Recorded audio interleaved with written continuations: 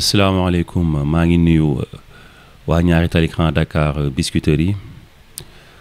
di nuyu àndandoo yi di nuyu waa mouvement gilet orange di nuyu waa Sénégal di nuyu àdduna maa ngi tudd Kéba Sagna nekk nouveau président du mouvement gilet orange mouvement la bi nga xam ni taxawu askan wi moo ko tax a jóg te dañuy liggéey ci fànn yu am solo dañuy liggéey ci volet social dañuy liggéey ci volet éducation dañuy liggéey ci volet environnement en plus dañuy liggéey aussi ci volet sanitaire li nga xamante ne nag moom moo waral changement bi nekkul dara li nga xam ne mooy doxalin wu kenn rafetluwut raison pour laquelle bi la yoon nag membre mouvement bi yëpp ñoom ñoo décidé pour am doxalin wu mucc ayib membre mouvement bi aussi ñoo décidé pour suñuy projet ak suñuy programme ñu sentir ci innovation bëgg nañ tamit changement bu mag li nga xamante ne aussi moom mooy transparence ñu mettre ko en exergue maanaam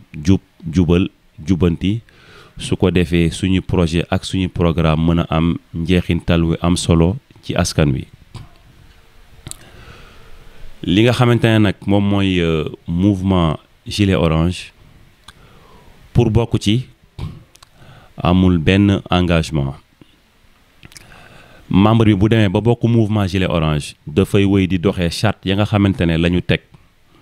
ngir suñuy projet ak suñuy programme mën a am njeexintal envers les populations ci waxtaan bi nag damay sant bu wër di gërëm ñi nga xamante ne seen xel wu sell chaque jour dañu ciy dimbali di sant tamit di gërëm waa ñaari tali Grand Dakar Biscuiterie yi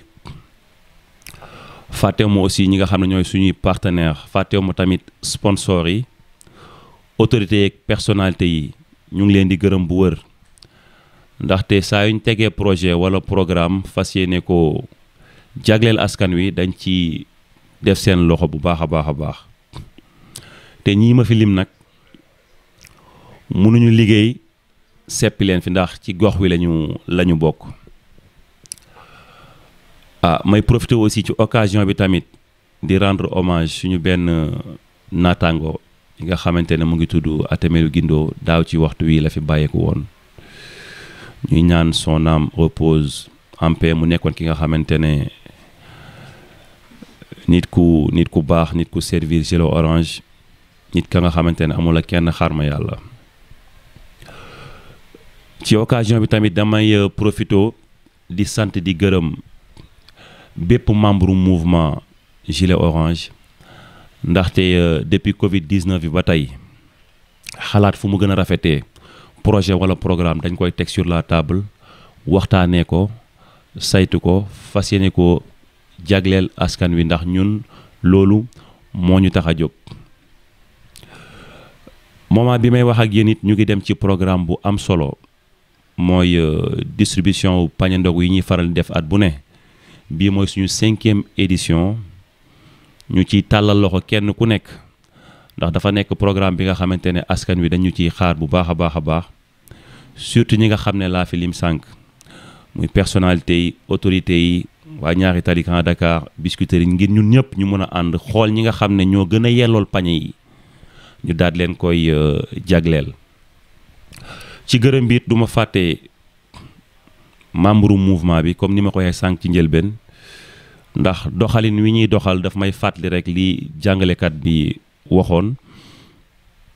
nekk ndaw mooy def sa bopp kilifa war nga war a mën a naqarlu tiis wala loraange wu dal ci sa askan war nga am mbégte ci ndam bi nga xam ne say ñooñ da nga koo amee ngeen ànd booloo liggéey pour doxal li nga xamante ne moom mooy seen gox te ci tànk yooyu noonu lañ tegu te ñaanuñu yàlla jóge ci sañu maa jeexalit te du ma wax li bépp membre mouvement gilet orange di wax gilet orange bi mooy bu baax bi li tax a jóg gilet orange du dara dul servir population yi bépp membre gilet orange boo gis mbébétam mooy améliorer les conditions de vie des populations. Merci. Très bonne fin de soirée à tous. Au revoir. Bonsoir à toutes et à tous. Je me présente, je m'appelle Kéba Sagnan, nouveau président du mouvement Gilet Orange.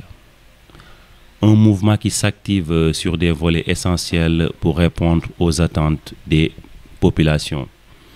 Nous sommes déterminés, nous sommes aussi engagés à apporter notre pierre à l'édifice afin qu'il y ait d'impact positif dans la vie des populations, raison pour laquelle nous appliquons convenablement ce que Hegel disait: rien de grand n'a jamais été accompli ni ne saurait s'accomplir sans les passions. Juste pour dire, on est passionné de ce que l'on fait, descendre sur le terrain et servir les populations vivifie tous les membres du mouvement Gilet Orange. Ce qui a d'abord engendré ce changement n'est rien d'autre que la mauvaise gestion et la non-transparence. Raison pour laquelle tous les membres du mouvement Gilet Orange veulent qu'il y ait un grand changement, veulent de grandes innovations à travers nos projets et programmes et aussi une démarche cohérente sans oublier le Jubal Jubanti afin de servir convenablement les populations. Dans cette logique, pour prendre part dans le mouvement, il n'y a pas du tout d'engagement. Une fois dans le mouvement, il faut tout simplement respecter les règles figées afin qu'il y ait un impact positif dans nos projets et programmes. Je profite aussi de la même occasion pour remercier infiniment la population de Niary Tally Grand Dakar Biscuiterie, nos conseillers de près et de loin, nos sponsors et aussi nos partenaires,